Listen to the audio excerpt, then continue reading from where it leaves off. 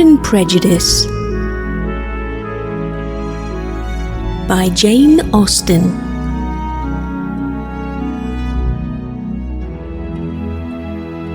Read by S.D. Hudson.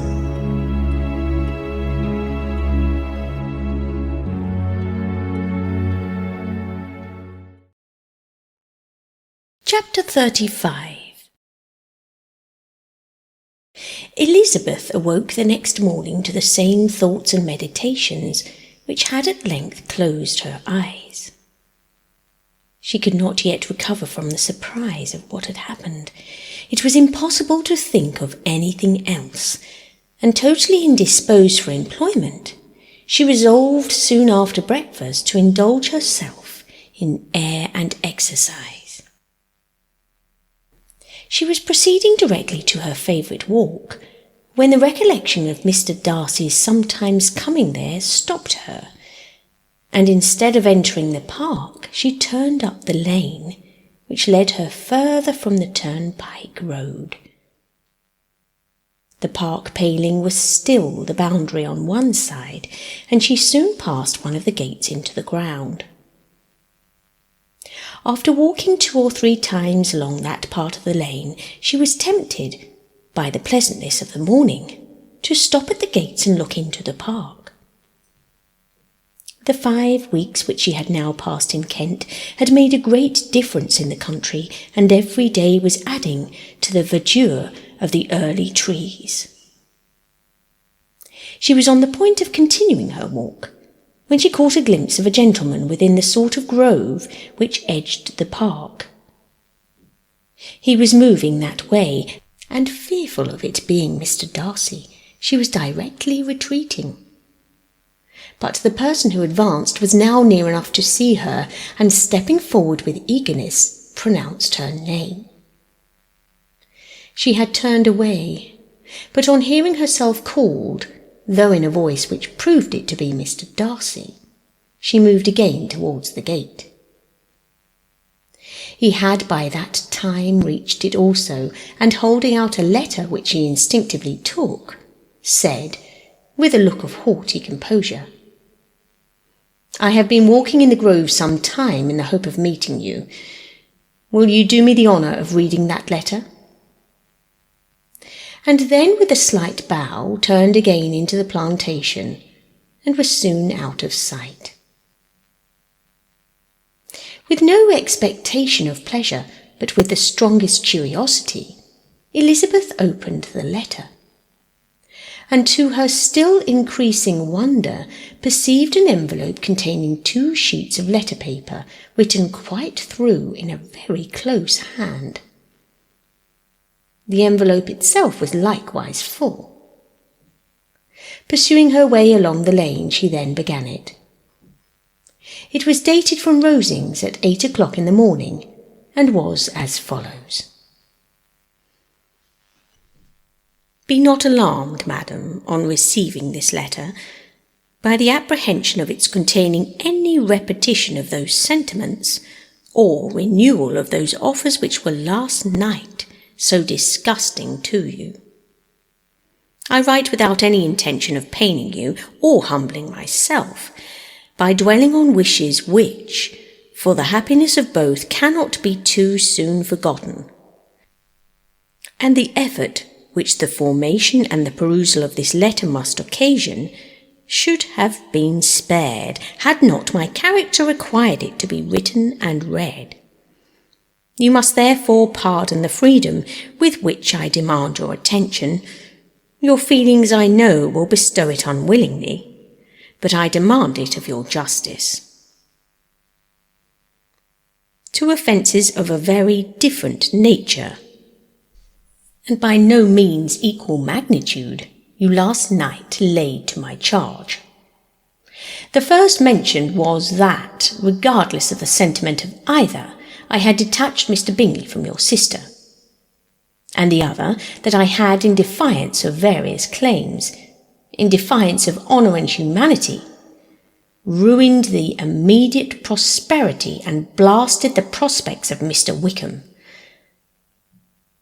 wilfully and wantonly to have thrown off the companion of my youth, the acknowledged favourite of my father, a young man who had scarcely any other dependence than on our patronage, and who had been brought up to expect its exertion, would be a depravity to which the separation of two young persons, whose affection could be the growth of only a few weeks, could bear no comparison. But from the severity of that blame which was last night so liberally bestowed, respecting each circumstance, I shall hope to be in future secured when the following account of my actions and their motives has been read. If in the explanation of them which is due myself I am under the necessity of relating feelings which may be offensive to yours, I can only say that I am sorry. The necessity must be obeyed, and further apology would be absurd. I had not long been in Hertfordshire before I saw, in common with others, that Bingley preferred your elder sister to any other young woman in the country. But it was not till the evening of the dance at Netherfield that I had any apprehension of his feeling a serious attachment. I had often seen him in love before.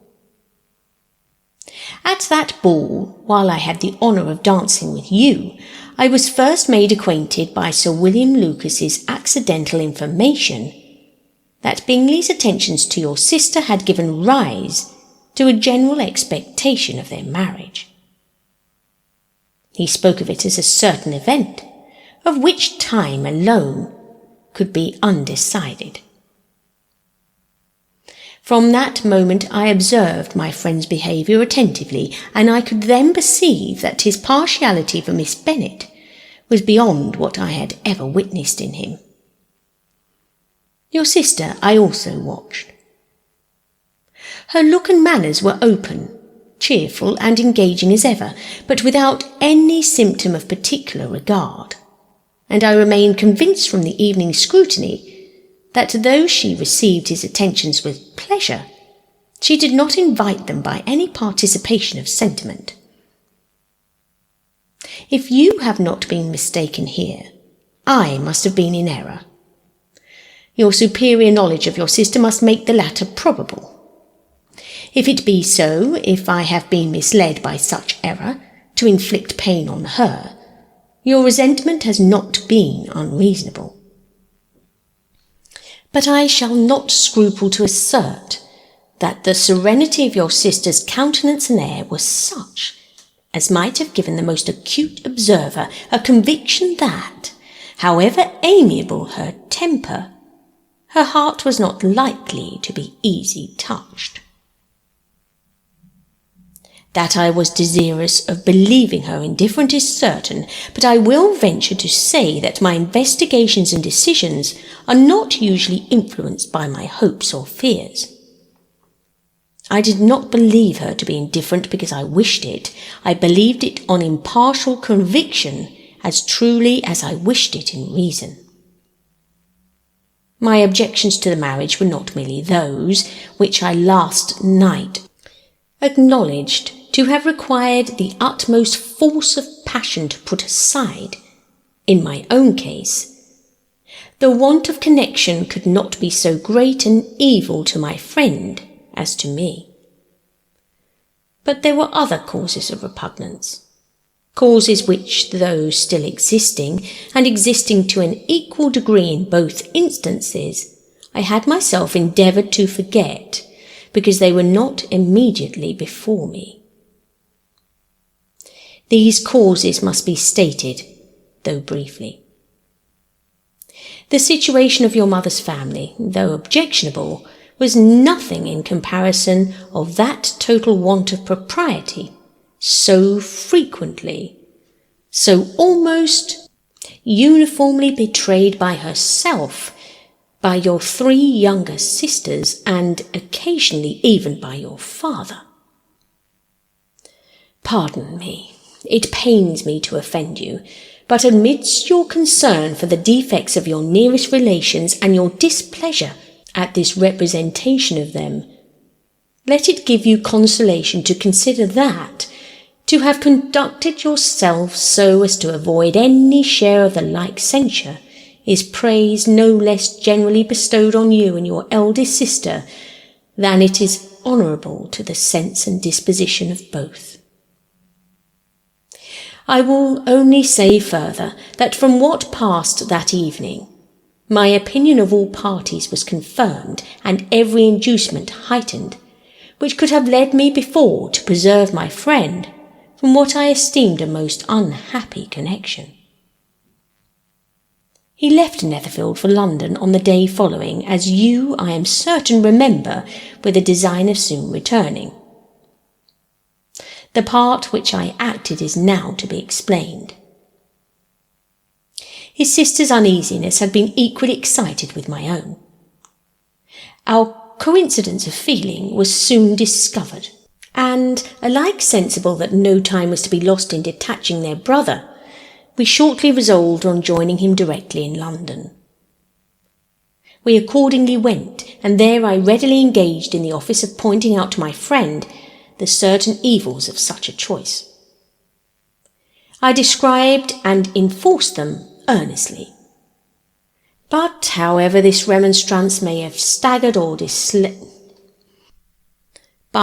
however this remonstrance might have staggered or delayed his determination, I do not suppose it would ultimately have prevented the marriage had it not been seconded by the assurance, which I hesitated not in giving, of your sister's indifference. He had before believed her to return his affection with sincere, if not with equal regard. But Bingley has great natural modesty, with a stronger dependence on my judgment than his own. To convince him, therefore, that he had deceived himself was no very difficult point. To persuade him against returning into Hertfordshire, when that conviction had been given, was scarcely the work of a moment. I cannot blame myself for having done this much. There is but one part of my conduct in the whole affair on which I do not reflect with satisfaction. It is that I condescended to adopt the measures of art so far as to conceal from him your sister's being in town. I knew it myself, as it was known to Miss Bingley, but her brother is even yet ignorant of it. That they might have met without ill consequence is perhaps probable, but his regard did not appear to me enough extinguished for him to see her without some danger. Perhaps this concealment, this disguise, was beneath me. It is done, however, and it was done for the best. On this subject I have nothing more to say, no other apology to offer. If I have wounded your sister's feelings, it was unknowingly done, and though the motives which governed me may to you very naturally appear insufficient, I have not yet learned to condemn them. With respect to that other, more weighty accusation of having injured Mr. Wickham, I can only refute it by laying before you the whole of his connection with my family. Of what he has particularly accused me, I am ignorant, but of the truth of what I shall relate, I can summon more than one witness of undoubted veracity. Mr. Wickham is the son of a very respectable man, who had for many years the management of all the Pemberley estates, and whose good conduct in the discharge of his trust naturally inclined my father to be of service to him. And on George Wickham, who was his godson, his kindness was therefore liberally bestowed. My father supported him at school and afterwards at Cambridge. Most important assistance, as his own father, always poor from the extravagance of his wife, would have been unable to give him a gentleman's education. My father was not only fond of this young man's society, whose manners were always engaging, he also had the highest opinion of him, and hoping the church would be his profession, intended to provide for him in it. As for myself, it is many, many years since I first began to think of him in a very different manner. The vicious propensities, the want of principle which he was careful to guard from the knowledge of his best friend, could not escape the observation of a young man of nearly the same age with himself, and who had opportunities of seeing him in unguarded moments, which Mr. Darcy could not have. Here again I shall give you pain. To what degree, only you can tell. But whatever may be the sentiments of which Mr. Wickham has created, a suspicion of their nature shall not prevent me from unfolding his real character. It adds even another motive. My excellent father died about 5 years ago, and his attachment to Mr. Wickham was to the last so steady that in his will he particularly recommended it to me, to promote his advancement in the best manner that his profession might allow, and if he took orders, desired that a valuable family living might be his as soon as it became vacant. There was also a legacy of £1,000. His own father did not long survive mine, and within half a year from these events, Mr. Wickham wrote to inform me that having finally resolved against taking orders, he hoped I should not think it unreasonable for him to expect some more immediate pecuniary advantage in lieu of the preferment by which he could not be benefited. He had some intention, he added, of studying the law, and I must be aware that the interest of £1,000 would be a very insufficient support therein. I rather wished than believed him to be sincere, but at any rate was perfectly ready to accede to his proposal. I knew that Mr. Wickham ought not to be a clergyman. The business was therefore soon settled.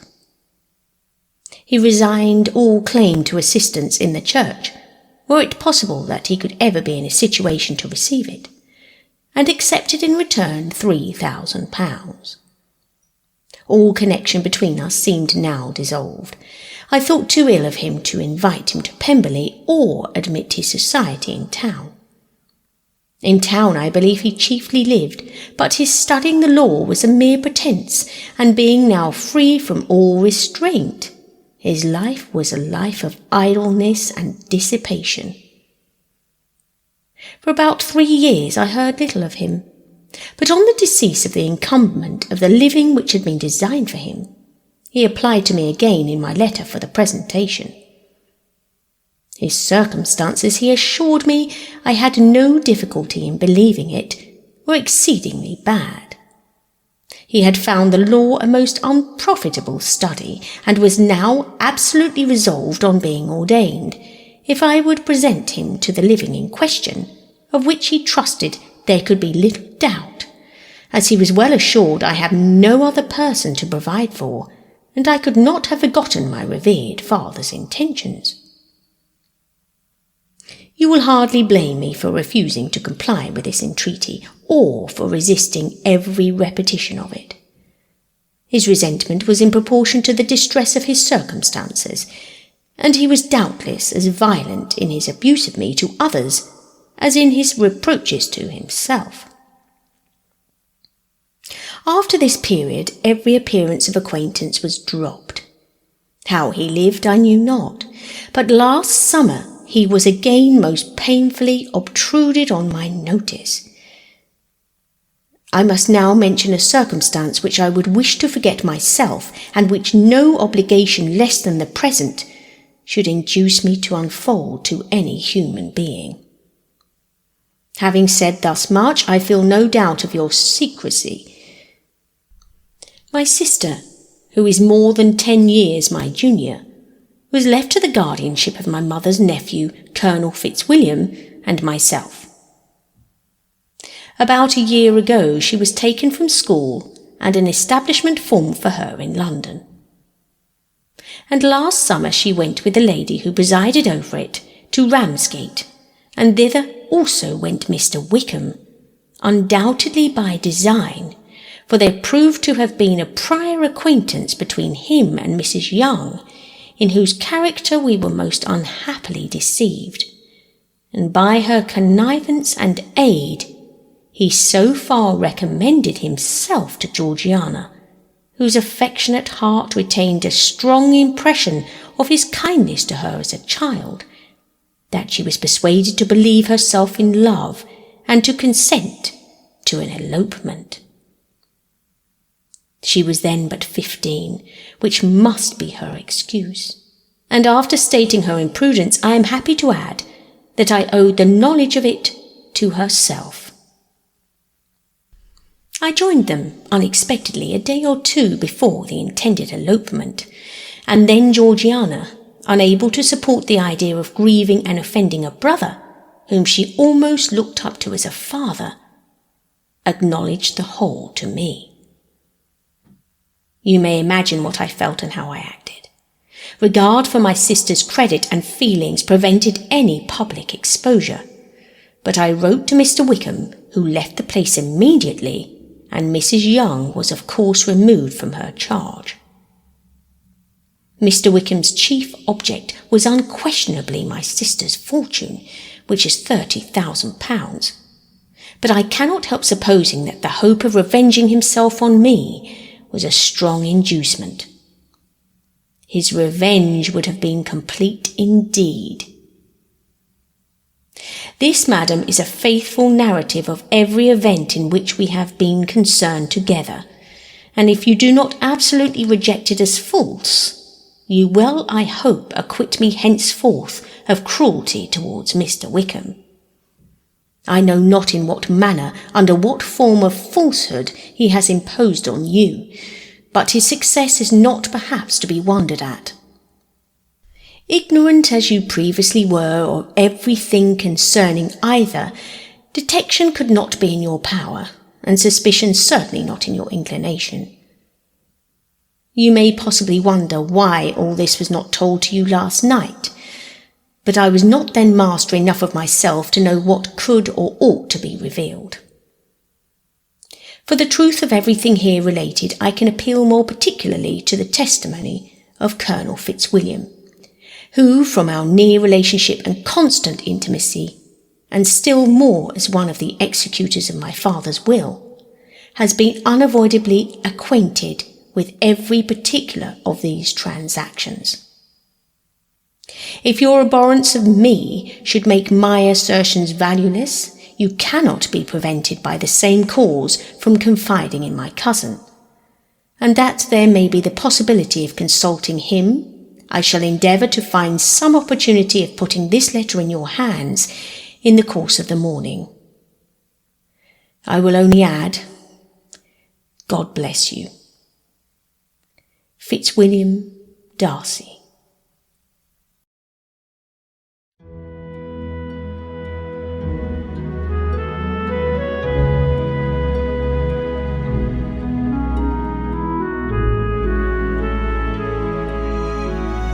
I hope you enjoyed this episode. If you did, please consider following me for more.